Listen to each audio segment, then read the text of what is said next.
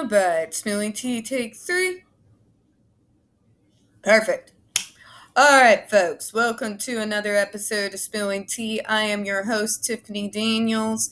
In regards to the JRC, folks, we've got some news that is still a little bit hot off the presses. But before we get started, a few disclaimers. First of all, you will see the link to this article, as well as other pertinent links and hashtags in regards to the Stop the Shock campaign, as well as the ever-present Change.org Shut the Judge Rotenberg Center Down petition.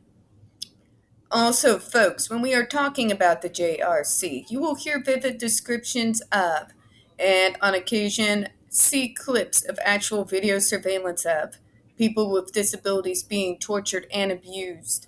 If you have children present, please wear your headphones. So, now this is coming to us from GBH, which is a local news source for people in Canton and the wider Massachusetts area.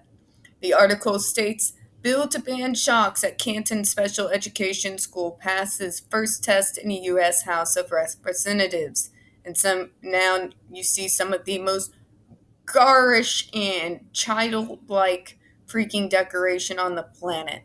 Thank you for infantilizing us again, Judge Rotenberg Center. I may be internally 5, but this is insulting. Moving on. This is by Gabriel Lopez and comes to us as of July the 29th, so just a few days ago. The U.S. House of Representatives on Thursday passed legislation that would prohibit the Department of Education from funding any institution that uses electric shock devices to discipline students, a provision specifically intended to stop the practice at a Massachusetts special education school. Currently, one institution is known to use shock therapy to treat patients with disabilities in the United States, the Judge Rotenberg Educational Center, a taxpayer-funded private school in Canton, Mass. The language was added to a massive spending bill covering federal health, education, and labor programs. Representative Catherine Clark, Democrat, Mass., told GBH News that she added the provision to the bill to stop the practice at the school. Clark previously worked as an attorney at the Massachusetts Department of Early Education and Care, where she sued the school for use of aversive practices to discipline people with disabilities. Remember that name, folks, Representative Catherine Clark. It's good to know we have an ally. Also, this would also help in regards to the federal money received as COVID relief. As of last year, if you remember, they received over $1 million in COVID relief while they were torturing people with disabilities. So, moving forward, it is unbelievable to think that in 2021, electric shock devices are still being used, Clark said in an email. I've been working for over a decade to stop this practice, and finally, through this year's appropriations package, we will ensure that the students in Massachusetts and across the nation will no longer be subjected to this horrific and dangerous practice. Girl gone and decided she needed to hit them in the wallet, and I'm here for it. Because people like this, a lot of times, that's the only thing they'll listen to. And by the way, this doesn't only just attack the practice, but it attacks the school itself. When you're looking at a school that receives $285,000 a head per school year in public funds, you kind of wonder, and you hope against hope, that should this bill pass the Senate, the school may finally close down. Here's to hoping. Okay. Officials at the center couldn't be reached for comment. Oh! So finally, after all this time, they want to go silent. Isn't that always the way? The methods used at the school have long sparked controversy, including protests and lawsuits. Many at the school struggle with profound disorders causing severe and aggressive self-injurious behavior, like headbanging and biting, and some of them don't. And those who do don't deserve further harm than what they've already done to themselves by torturing them, okay? It makes no logical sense to stop self-abuse by inflicting abuse. Some family members swear the shocks have been the only way to control their loved ones, while critics call the practice torture. Notice how they always say control. That's always a very interesting word. They never say it's the only way to help them. They never use loving words. It's always control, and I find that very telling. The Food and Drug Administration banned the shocks last year, but the U.S. Court of Appeals overturned that decision earlier this month. Inclusion in the House spending bill is only the first step in the long annual process for federal appropriations, and the Senate has not yet begun to consider spending bills. Nancy R. Weiss, director of the Disability Initiatives at the University of Delaware, said she is hopeful the bill will prohibit the Rotenberg Center from using electric shocks on people with behavioral issues. Weiss has long spoken out against the practice.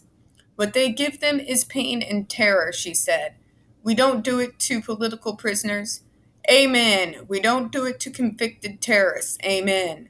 We don't do it to animals down at the animal shelter. We only do it to people with disabilities because we just don't value them to the same degree as we value other people. Thank you for saying it. Thank you for saying what we've all been thinking for all these many decades later. Now, to me, folks, this isn't just something that's going to affect them in stopping the shocks. People like the JRC tend to get these lawsuits, they get these setbacks, and somehow they always bounce back. What I am hoping is with removal of the public funding for their $75 million a year empire will do enough damage that the school has to close down. Because remember, folks, they're not just using the shocks. Sleep deprivation, proper nutrition deprivation, hard pinches and slaps, hits with rubber spatulas. All of that has been noted at the JRC as well as other abuses.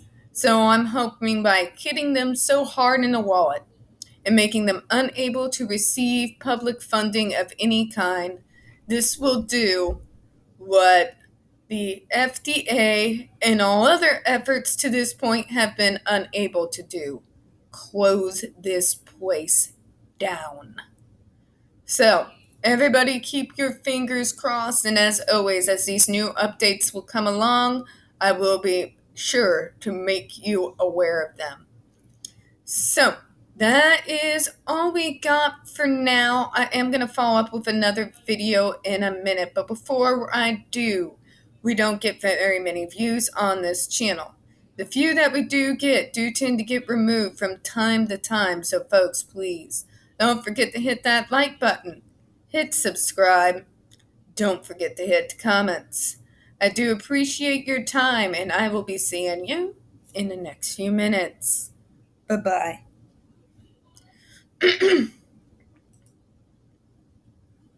Oh, and before we go, actually, in order to get this bill to pass, we gotta get it through the Senate, folks. So please, look in the description box. You're going to see a link to templates that you're going to be able to send to your state representatives, both Democrat and Republican. Please, utilize these templates. Speak out to your senators and representatives. We're going to need the pressure on right now. This could cut this school off at the knees, and we need your help. All right, now we'll head out. Bye-bye.